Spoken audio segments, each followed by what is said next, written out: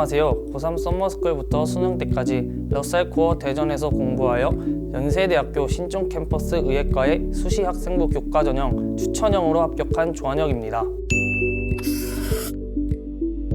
붙을 거라고 기대를 안 했어서 굉장히 얼떨떨하면서도 수험 생활을 잘 마무리한 것 같아서 뿌듯합니다. 메가스터디에서 운영하는 학원이라 믿음이 갔고 바른 공부 자습 전용관이 깔끔하고 면학 분위기가 잘 관리된다는 소문을 듣고 선택하게 되었습니다.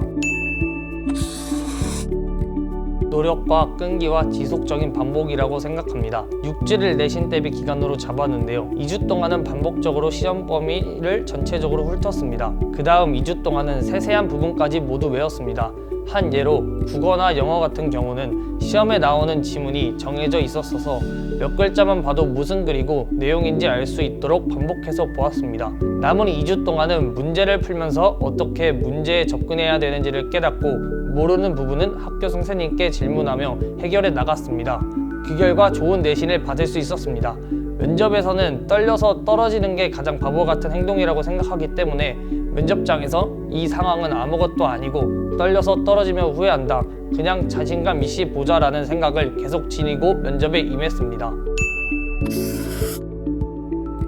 수시로 대학을 쓰다 보니 내신이 많이 중요했는데요. 6편 기간과 1학기 기말고사 기간이 겹쳐서 이때는 내신 공부를 했습니다. 내신 기간이 끝난 후 9평 전까지는 6평 때 부족했던 과목을 채워 나갔습니다. 예로 지구과학을 내신 대비 때문에 거의 공부를 하지 못해 6평 때 낮은 성적을 받았지만 지구과학을 매일 3-4시간씩 해서 9평 때 1등급으로 올렸습니다. 최저만 맞추면 됐고 실수만 안 하면 충분히 맞출 수 있는 성적이었기에 9평 이후에는 실수를 줄이자는 마음으로 수능 전까지 문제를 계속 풀어보면서 실수하는 부분을 계속 체크하며 보완해 나갔습니다.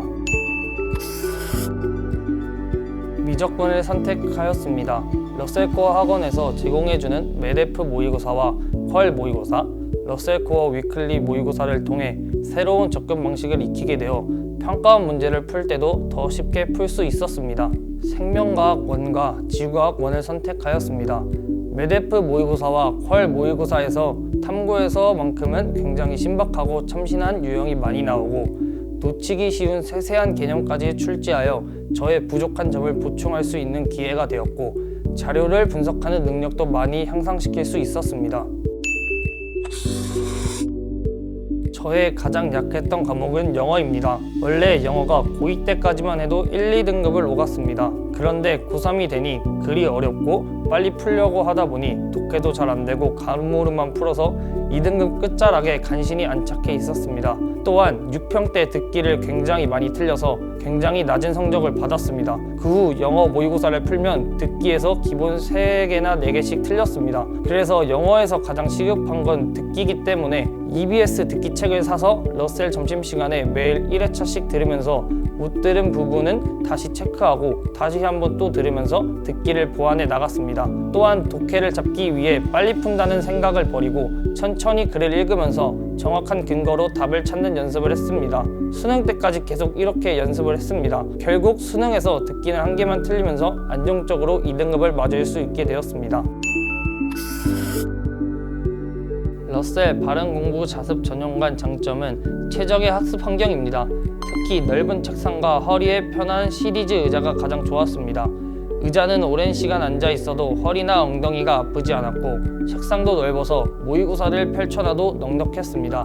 그리고 담임 선생님께서 바자간 안에 계시면서 조는 학생을 깨워주시는 등 면학 분위기 조성을 엄격하게 해주셔서 좋았습니다.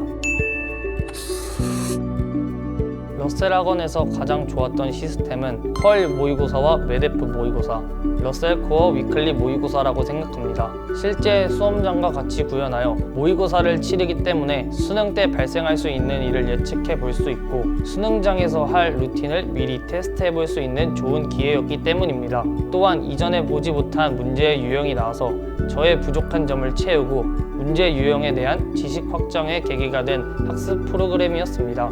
그리고 학원에서 제공해주는 러셀 플래너와 11 수학 30제 총평 노트 적기가 좋았습니다. 플래너를 통해 과목별 밸런스를 유지해 주었고 11 수학 30제를 통해 매일 꾸준히 30문제씩 수학 문제를 풀 수 있었습니다. 마지막으로 총평 노트를 통해 모의고사 보고 매번 반복되는 실수를 알게 되고 고쳐나갈 수 있었습니다. 공부나 입시에 대한 고민이 있을 때 바자관 앞에 있는 담임선생님 상담 부스에서 바로 상담을 할 수 있어서 좋았습니다. 그리고 담임선생님께서는 등원 시 핸드폰 수거, 자습 시간뿐 아니라 쉬는 시간에도 엄격히 면학 분위기를 조성해 주신다는 점이 좋았습니다.